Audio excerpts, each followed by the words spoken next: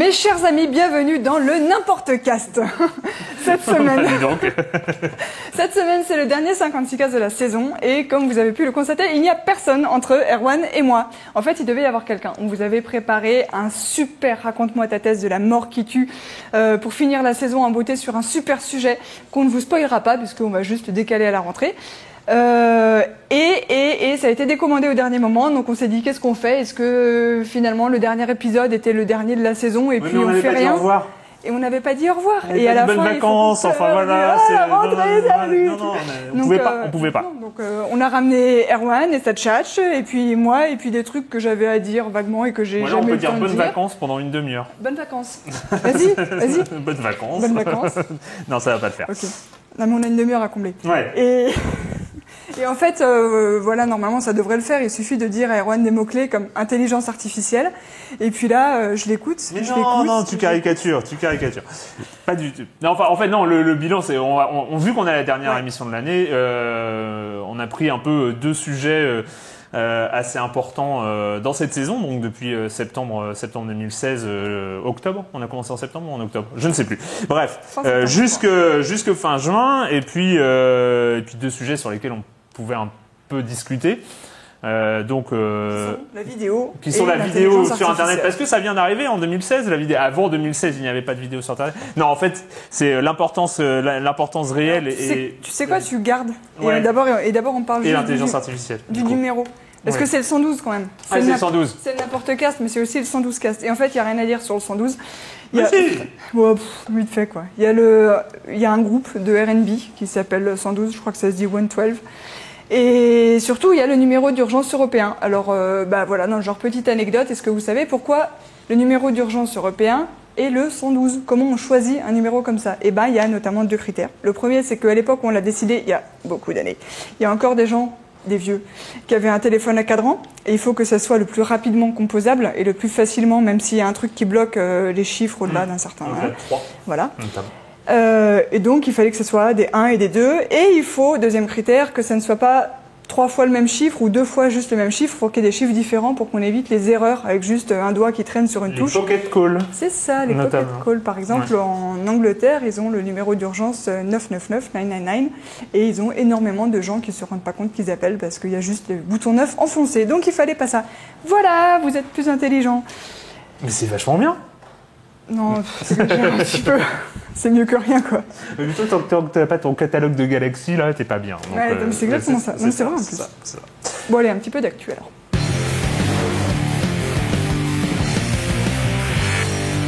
Donc, l'actu, m'expliquais-tu, c'est que la vidéo, ça cartonne sur Internet en 2017.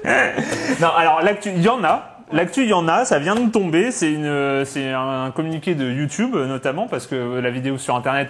Alors, la vidéo sur Internet, on avait déjà parlé des classements de vidéos sur Internet, notamment il y avait les vidéos sur Internet muettes qui se lancent toutes seules.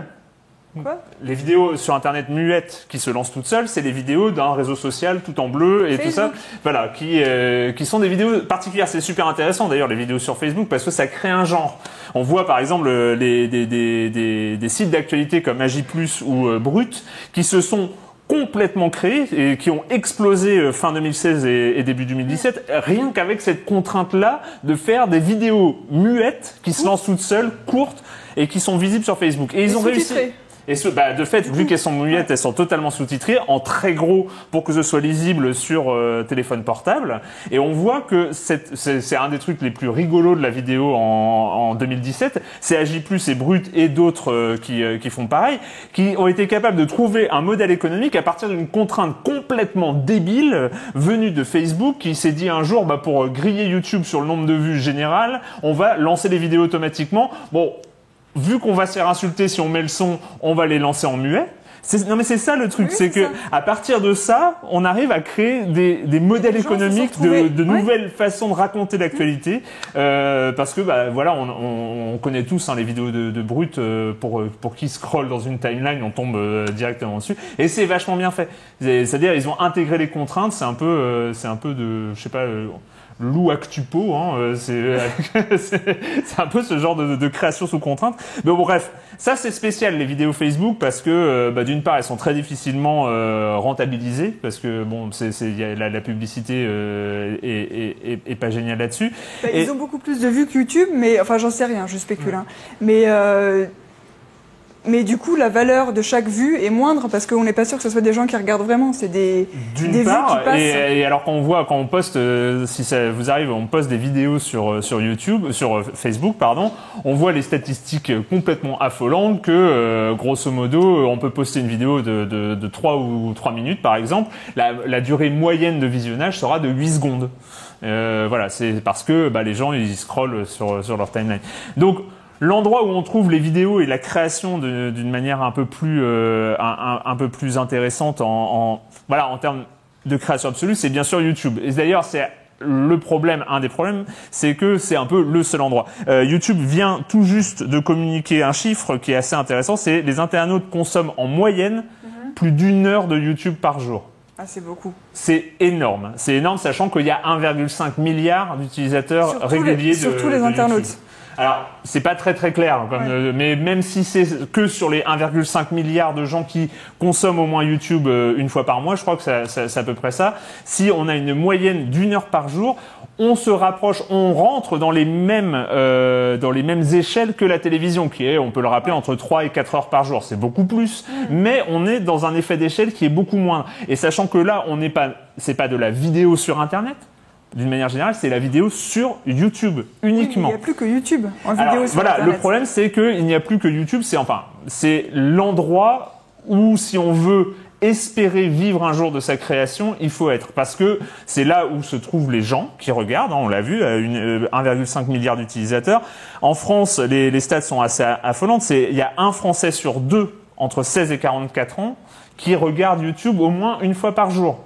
Un Français sur 2 entre 16 et 44 ans, et avec des statistiques de plus 40% d'audience sur les 12 derniers mois, que sur ce 1 Français sur 2, 2 tiers de ce 1 Français sur 2, on regarde plusieurs par jour. Donc on est vraiment sur l'endroit où on regarde les vidéos. On a des stats bien ciblés par âge sur les 15-18 ans, par exemple. Oui, alors je ne les ai pas là, mais je pense que ça explose bien. C'est évidemment une consommation très jeune, mais pas que. C'est de fait le 16 et 44 ans, c'est réel, c'est-à-dire qu'il y a une vraie consommation d'adultes de YouTube qui regardent peut-être moins des Squeezie, Norman et Cyprien, mais il y a une vraie consommation. Et ce qui est intéressant alors entre 2016 et 2007, cette saison, en France, le symbole assez important, c'était le passage de Cyprien, notamment le youtubeur, qui a passé la barre des 10 millions d'abonnés en début décembre. Et c'était le premier Français à passer la barre, c'est ça? C'était le premier Français. Actuellement, Norman est à 9,3 millions, donc ça devrait être avant la fin de l'année. Mais c'était symboliquement, en tout cas sur l'importance en France, c'était assez impressionnant. Mais ce qui s'est aussi passé depuis septembre 2016, c'est que vu que YouTube s'est installé en tant que plateforme leader et quasiment monopolistique, petite digression, ça m'arrive jamais la digression, je ne comprends pas. Mais en fait, ce qui est assez impressionnant, c'est qu'on va parler des problèmes que ça engendre, mais en fait, encore une fois, la puissance de Google, c'est de s'imposer par les usages. C'est-à-dire, ils ont forcé personne à venir sur YouTube. Ils ont forcé personne à utiliser YouTube. Il y avait d'autres services de vidéo qui existaient. Comme ils ont réussi à imposer leur moteur de recherche par les usages, ils ont imposé YouTube par les usages. Et ça, c'est assez passionnant. Mais de fait, ça crée des problèmes. C'est-à-dire que des gens commencent à vivre de YouTube. Il n'y a pas besoin d'avoir 10 millions d'abonnés. À partir de 400, 500 000, on peut réussir à au moins tirer un petit revenu de ces vidéos YouTube, mais le fait est que on est dépendant de YouTube. Et en fait, depuis septembre, c'est assez impressionnant, c'est toutes les polémiques. Il y a de plus en plus de vidéos sur YouTube qui parlent de YouTube.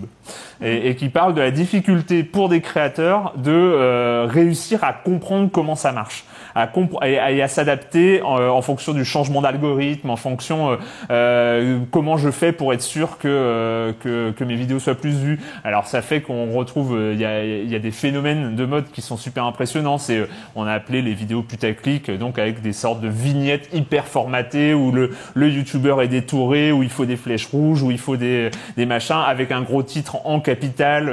Et généralement il faut du hand spinner dedans ou ce genre de choses pour espérer ramener. Donc ça, on est dans la catégorie qui a été appelée putaclic. Mais après, voilà, ils essayent de comprendre en temps réel comment fonctionne l'algorithme pour être dans les recommandations, pour être dans les vidéos suivantes. Parce que, en fait, l'audience de YouTube, et ça c'est passionnant, c'est une audience interne à YouTube. C'est-à-dire que quand on regarde les statistiques, ce qui vient des réseaux sociaux, des sites extérieurs, des blogs, ce qui était classiquement sur Internet la manière de se faire connaître, et ben en fait, ça marche à la marge. Ce qui marche dans YouTube, c'est... Le succès, c'est que tu regardes une vidéo, à droite, tu as une colonne de vidéos recommandées, en dessous, tu as des vidéos recommandées, à la fin, tu as des vidéos recommandées, tu en as qui se lancent toutes seules et tout, et il faut être ici, il faut arriver à être suggéré par YouTube. C'est l'audience organique de YouTube. Or, pour marcher là-dedans, il faut comprendre comment ça marche. D'où une demande, mettez des pouces bleus parce que ça a l'air d'être important, commentez la vidéo parce que le nombre de commentaires a l'air aussi de rentrer en compte. Comme le référencement des sites, à l'époque, on commençait à le comprendre sur Google. Voilà. Les gens cherchent, c'est secret. Ouais. On a l'impression qu'il y a des trucs qui marchent, on ces échanges, et puis à un moment ça change, tout le monde est perdu, tout le monde pleure. Exactement, tout le monde pleure. C'est encore plus grave quand c'est la question de la rémunération par contre. Oui. Parce que les recommandations, c'est quelque chose, mais quand il y a de l'argent... la rémunération est directement liée à l'audience. Et en fait, en septembre, octobre, novembre 2016, énormément de youtubeurs ont perdu entre 10, 15, 20, 30% d'audience sans comprendre pourquoi. C'est-à-dire en gardant la même régularité, les mêmes thématiques, la même façon de gérer leurs vidéos. Ils ont perdu de l'audience. Ils ont perdu des abonnés, mais c'était très très bizarre. Ils avaient l'impression de perdre des abonnés à chaque fois qu'ils mettaient une vidéo. Alors c'était un peu étrange. Enfin voilà, il y avait tout cette espèce de boîte noire façon Google qui crée une sorte de crispation entre les créateurs et la plateforme. Crispation qui est apparue cette saison parce qu'elle était complètement absente avant, où tout le monde était un peu sur un joli nuage tout doré avec des paillettes et des licornes parce que YouTube c'était formidable. Et en plus c'est ajouté là-dessus, et là début 2017, un problème de rémunération pure, c'est-à-dire d'affichage de publicité. Et parce que en fait Google a énormément restreint les affichages de pub, en tout cas en fonction des contenus. Pourquoi ? Parce qu'il y a eu un scandale, parce qu'il y avait des vidéos violentes ou politiquement dérangeantes, notamment des vidéos de propagande djihadiste ou des vidéos de suprémacistes américains ou ce genre de contenu un peu gerbant, en fait, qui affichait de la publicité. Et je sais plus c'est quel canard britannique qui a fait une enquête là-dessus et qui s'est rendu compte que des annonceurs comme la BBC, c'est-à-dire la BBC, chaîne publique britannique financée par l'impôt, avaient affiché des pubs sur de la propagande djihadiste et donc avaient filé du pognon à de la propagande djihadiste. On imagine le gros scandale. Donc en fait là, double effet qui se coule, donc YouTube prend des mesures d'urgence. YouTube et Google prennent des mesures d'urgence, donc en fait restreignent les vidéos qui sont éligibles à l'affichage massif de publicité. Et après en plus désertion de plein d'annonceurs. Il y a plein d'annonceurs qui disent non mais avant que vous régliez votre problème, on peut plus, les annonceurs, c'est-à-dire les agences de publicité, on dit à nos clients de plus afficher sur YouTube parce que on sait pas trop où ça peut s'afficher. Ouais. Et en plus là-dessus, il y a quand même tout ce qui s'est passé début 2017 avec le YouTuber le plus influent de YouTube, PewDiePie, qui a fait des vidéos assez gerbantes, en tout cas avec un humour, on va dire, parce que il y a toujours un gros débat, mais avec un humour pas forcément compréhensible et très moi en tout cas moi ça m'a fait pas rire du tout et de toute façon c'est son habitude l'habitude aussi de mettre des nazis, Hitler et tout ça, parce que ça fait rire de parler des nazis et d'Hitler. Super. Voilà. Et en fait, ça a créé un énorme scandale parce qu'avec ses 50 millions d'abonnés, symboliquement, il est super important. Et du coup, il y a énormément d'annonceurs qui ont quitté PewDiePie. Les annonceurs partent, et YouTube, dès qu'il y a la moindre polémique ou le moindre contenu qui peut choquer, vire la pub d'une vidéo. Exactement. Et en termes d'image, voilà, ça fait quand même la une des journaux ou la une de certains sites et tout ça. Et quand les annonceurs qui sont très copains d'habitude avec Google, ils commencent à se dire, ah, le YouTuber qui a 55 millions d'abonnés, il parle d'Hitler et des Juifs et machin. Bon, ça commence, c'est quoi? Dans quoi est-ce que je mets ma pub? Et donc du coup, voilà, mesure d'urgence, Google restreint drastiquement ses critères d'affichage de publicité, ce qui fait que les YouTubers. Et l'effet collatéral, c'est qu'il y a plein de gens qui se retrouvent sans publicité pour un dixième de ça, quoi, ou un centième. Mais ou même pas, ils évoquent des sujets d'actualité, par exemple.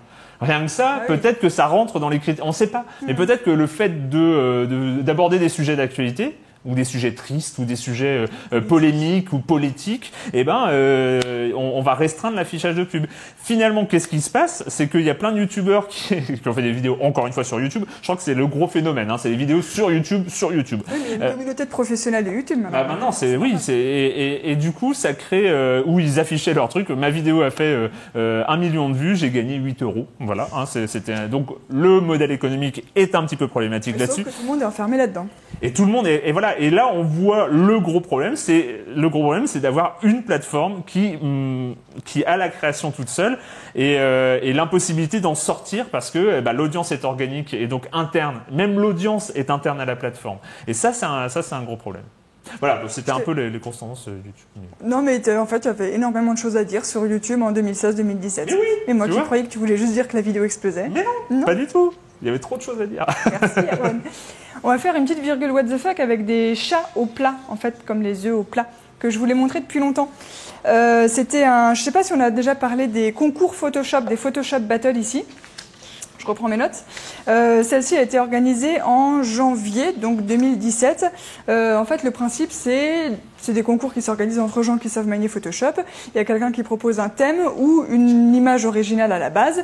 Et puis, lâchez-vous, quoi. C'est triturer les images, fusionner des trucs, transformer et tout. Et puis c'est celui qui est à la fin le plus doué, le plus drôle, le plus original. C'est pas uniquement sur la technique, faut faire rire et tout, qui gagne.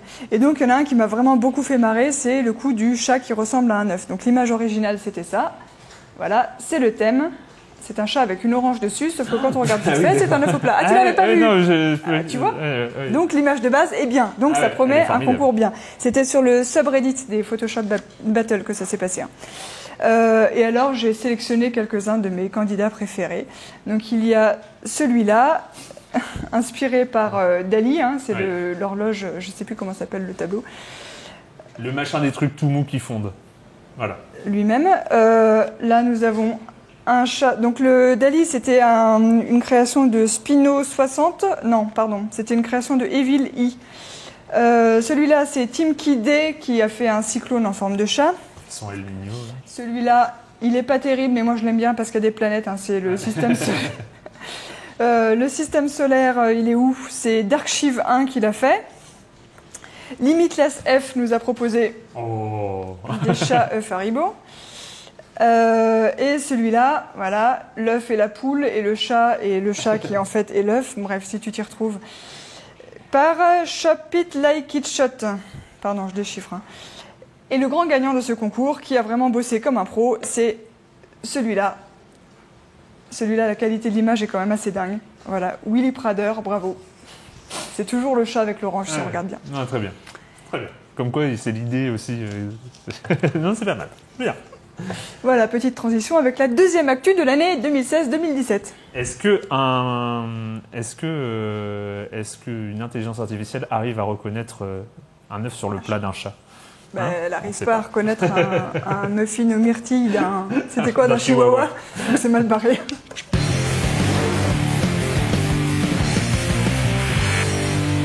Oui, l'autre. L'intelligence L'intelligence artificielle. Voilà, l'autre actualité de la saison 2016-2017, c'est évidemment l'intelligence artificielle. Dans le 56cast, parce que ça explose. Dans le 56cast, on a reçu Jean Ponce. On a eu la chance de recevoir Jean Ponce, si vous vous souvenez, c'était cette année, cette saison. Et pour le coup, voilà, c'est un des plus grands spécialistes de l'intelligence artificielle au monde. On a la chance d'avoir des Français qui sont très très forts. Il y a Jean Ponce, il y a Yann Lequin, qui est le chef du laboratoire FAIR de Facebook, donc de l'intelligence artificielle, FAIR, de Facebook, Facebook Advanced Intelligence Research Artificial, voilà, Facebook Artificial Intelligence Research. Quelque chose dans le genre. Je pense que ça doit être ça. Voilà, Yann Lequin qui, par ailleurs, n'est pas que chef de l'intelligence artificielle chez Facebook. C'est grâce à lui qu'aujourd'hui ça explose parce que monsieur a fait des recherches sur les réseaux de neurones et la reconnaissance d'images à la fin des années 90. Et c'est ces recherches-là qui ont abouti en 2010-2012 à l'explosion de ce qu'on appelle le deep learning, donc les réseaux de neurones, l'utilisation de réseaux de neurones profonds pour faire de la reconnaissance d'images. Et c'est là où ça a très bien marché. Petit rappel historique, c'est qu'il y a un concours annuel de reconnaissance d'images via des algorithmes d'intelligence artificielle. De mémoire, en 2012, pour la première fois, c'est un réseau de neurones qui a gagné sur tous les autres algorithmes d'intelligence artificielle. En 2013, il n'y avait plus que des réseaux de neurones qui concouraient.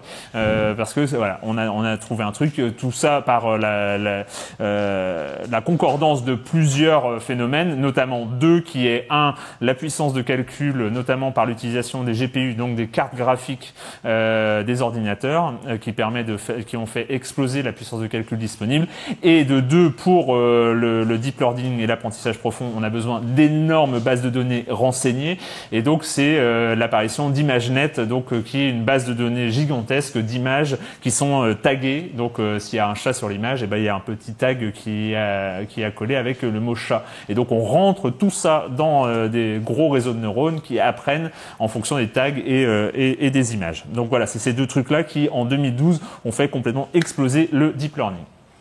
Qu'est-ce qui s'est passé en 2016 ? Le Go. Le Go, c'est AlphaGo, donc en fait une filiale de Google, enfin une start-up DeepMind qui avait été rachetée par Google quelques années auparavant, qui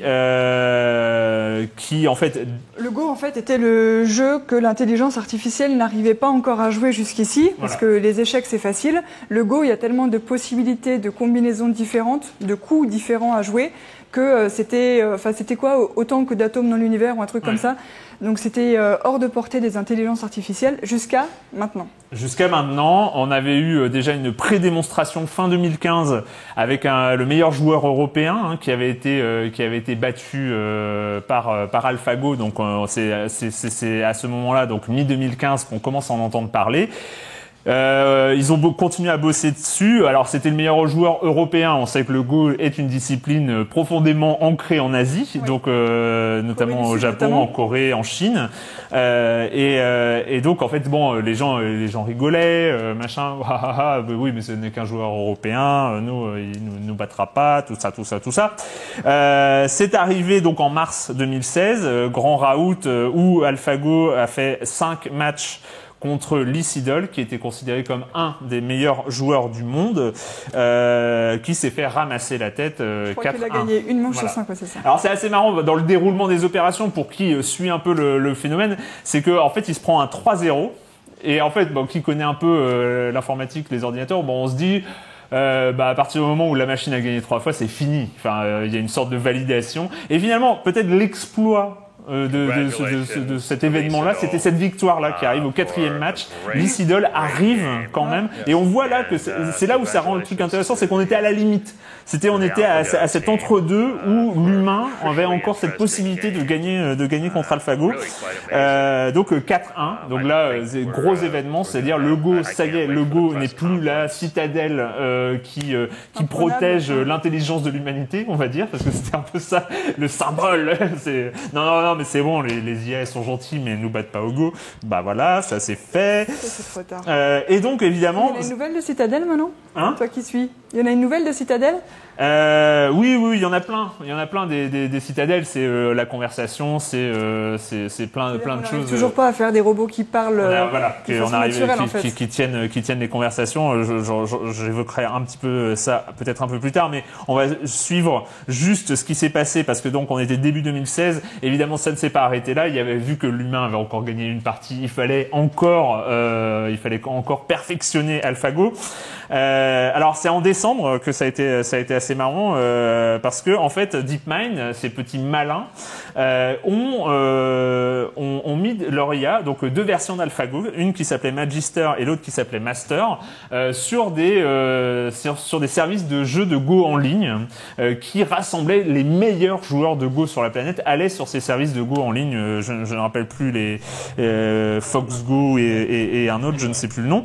Et donc ils ont juste balancé mais discretos, genre incognito, ils ont créé deux comptes, Magister et Master, et évidemment en quelques jours, et ben ces deux comptes sont arrivés en tête de chacun des deux services. Donc sur le ladder, je ne sais pas si ça s'appelle comme ça en jeu de Go, mais ils sont arrivés tout en haut, mais en ramassant tout le monde. C'est-à-dire que en fait, je pense que le top 50 des jeux de Go en ligne, ils se connaissent. Enfin, voilà, c'est les gens qu'ils se rencontrent sur les tournois et tout ça. Et là, on voit des inconnus.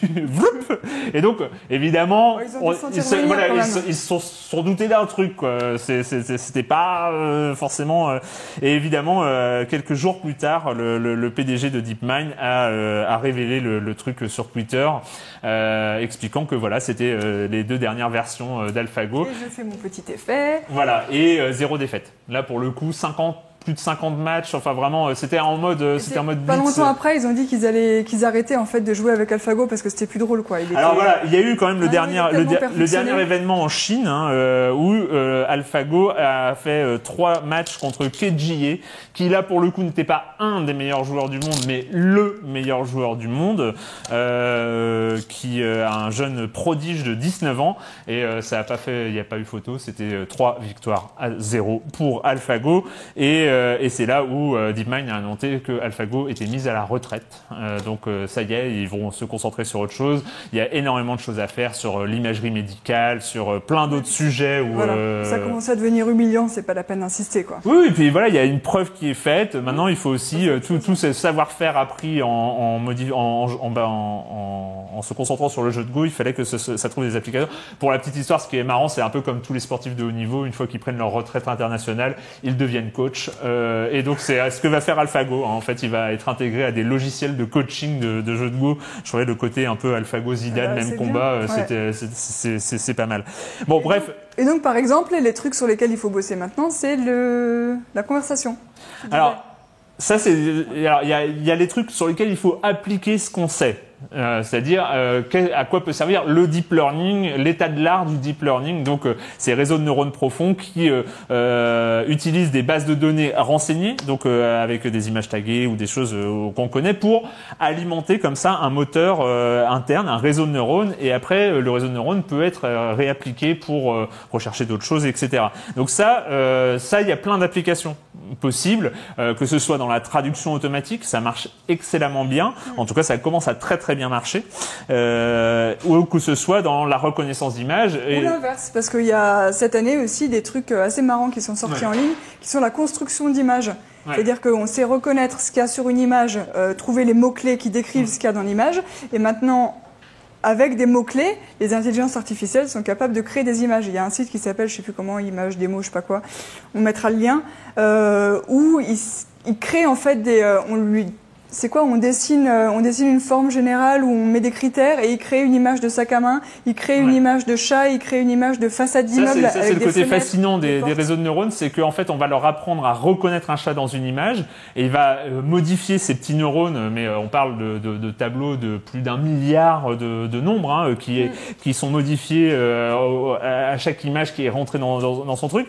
Et après, quand ce réseau de neurones a appris, donc voilà, on a un réseau de neurones qui est capable de reconnaître des chats, et ben on peut l'utiliser dans un sens, c'est-à-dire on te donne une image de chat, tu me dis oui, non, est-ce que c'est un chat? Et on peut l'utiliser dans l'autre, c'est-à-dire fabrique-moi une image où toi tu dirais qu'il y a un chat dedans.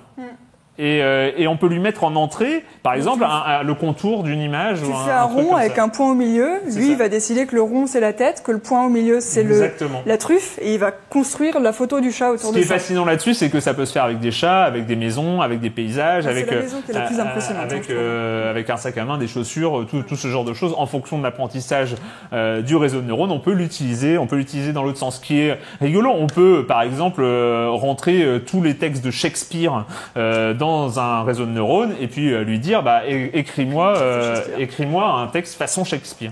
Et le réseau de neurones va sortir un texte qui sans doute ne racontera rien, mais il n'empêche qu'on reconnaîtra le style.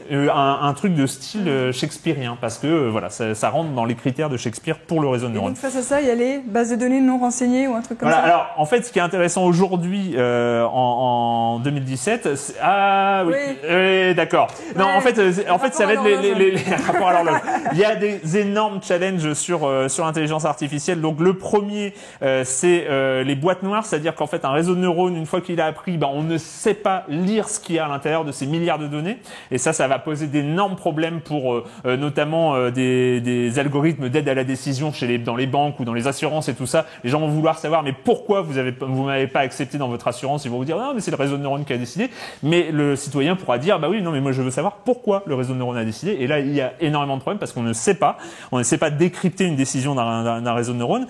Et l'autre problème c'est est-ce que le deep learning ou l'intelligence artificielle d'une manière plus générale, parce que ce n'est qu'une composante de l'intelligence artificielle, le deep learning, va être capable d'aller au-delà parce qu'il y a d'énormes fantasmes. Yann Lequin dit il y a des domaines de l'intelligence artificielle où on est en avance sur les espoirs des gens, notamment la reconnaissance d'images, on est en avance sur les espoirs des gens, et il y en a où on est très en retard, c'est-à-dire les gens, quand ils parlent d'intelligence artificielle, on pense au chatbot sur Facebook, au Google Assistant et tout ça, on a envie peut-être d'avoir une sorte d'assistant qui peut nous aider dans la vie de tous les jours et tout ça, et là il y a énormément de retard, on ne sait pas comment faire, pourquoi? Parce que on ne sait faire que de l'apprentissage supervisé actuellement en deep learning, je parle précisément, c'est-à-dire avec d'énormes bases de données, mais dès qu'on laisse un réseau de neurones dans un apprentissage soit non supervisé, c'est-à-dire on lui dit rien, Jean Ponce nous en avait parlé sur ses recherches d'images, il recherchait là-dessus, ou alors en semi-supervisé, c'est-à-dire on lui dit quelquefois on lui donne des infos, quelquefois pas, etc. et on apprend. Et c'est ça qui servira pour les outils de conversation, mais ça on ne sait pas encore faire. C'est très limité. Aujourd'hui, les chatbots soi-disant alimentés à l'intelligence artificielle sont ultra scriptés. C'est à rien à voir avec du deep learning. Et donc voilà, là il y a énormément de boulot. Yann Lequin expliquait chez Facebook quand je l'ai vu que c'est un peu comme une montagne, ce truc de conversation intelligence. C'est un peu comme une montagne. On commence à voir le sentier qui va mener, mais en fait quand on arrivera en haut de la montagne, si on y arrive un jour, mais il est plutôt confiant. Mais ce qu'il dit, c'est quand on arrivera en haut de la montagne, on verra le nombre de montagnes qui nous reste à franchir pour arriver à ça en fait. Et donc voilà, ils espèrent peut-être 5-10 ans, mais encore une fois, on est dans la recherche théorique. Pour la première étape. Pour la première étape, et on est dans la recherche théorique. Donc tous les gens qui vous disent qu'on va perdre tous nos boulots à cause de l'IA ou que l'IA va devenir super intelligente et va contrôler le monde, il faut peut-être un petit peu se calmer en fait. Voilà. Belle conclusion. Merci Erwan. Mais ça reste formidable. Hein. Il y a plein d'applications très cool. Hein. Voilà.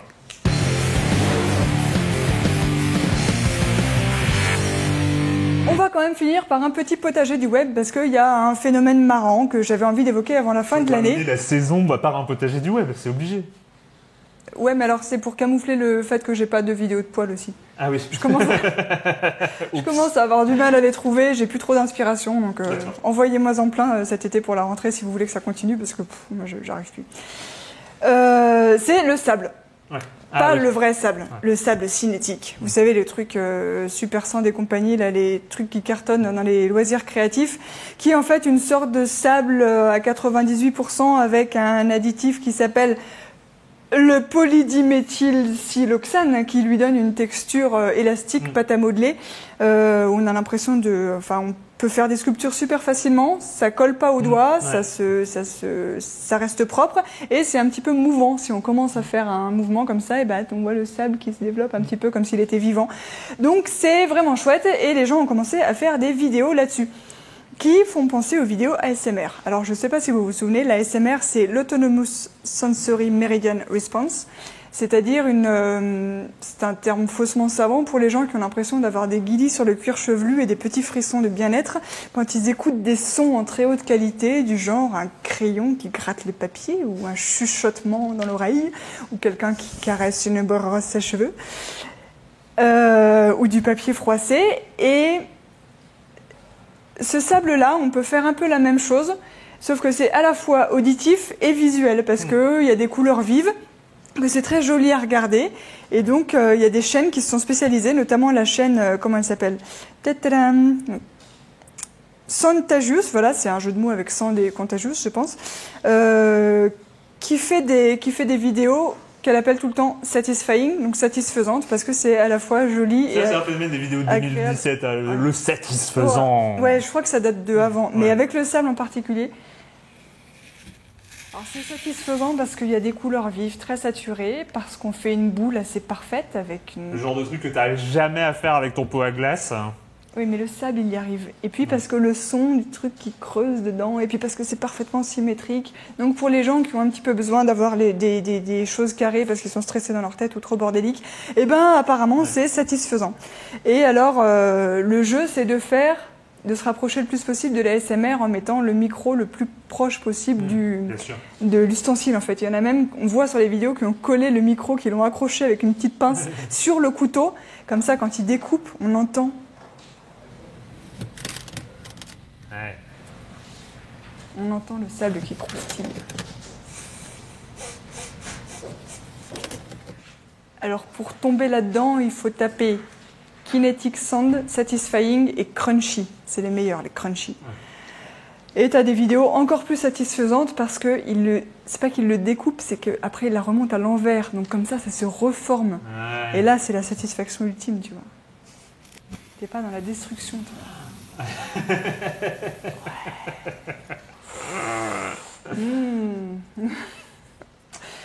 Ah là, voilà, faudra qu'on fasse un potager plus général et plus spécial sur le phénomène des vidéos satisfaisantes qui en fait est vachement vieux. Et c'est t'as des vidéos de gens qui juste ils taillent un crayon et ça fait une seule pelure de crayon là, infinie comme ça, et ça se casse jamais et ça s'arrête jamais, et donc ils appellent ça satisfaisant parce que c'est pour les c'est pour les psychorigides. Voilà, j'avais pas envie de le dire comme ça, je cherchais une façon polie de le dire, mais il faudra vraiment qu'on s'intéresse à ça. Et là, le micro-phénomène du sable cinétique, c'est vraiment un truc de 2016-2017. Voilà, formidable. C'est tout. Bon, et ben on vous dit au revoir, bon été, bonnes vacances, à la rentrée. Avec un raconte-moi ta thèse de folie qu'on aura attendu pendant 3 mois. C'est ça. Allez, bonnes vacances et puis voilà. À bientôt. C'est formidable cette saison de 56. Ouais, on est content, on espère que vous aussi. On vous fait des bisous. Ciao. Salut.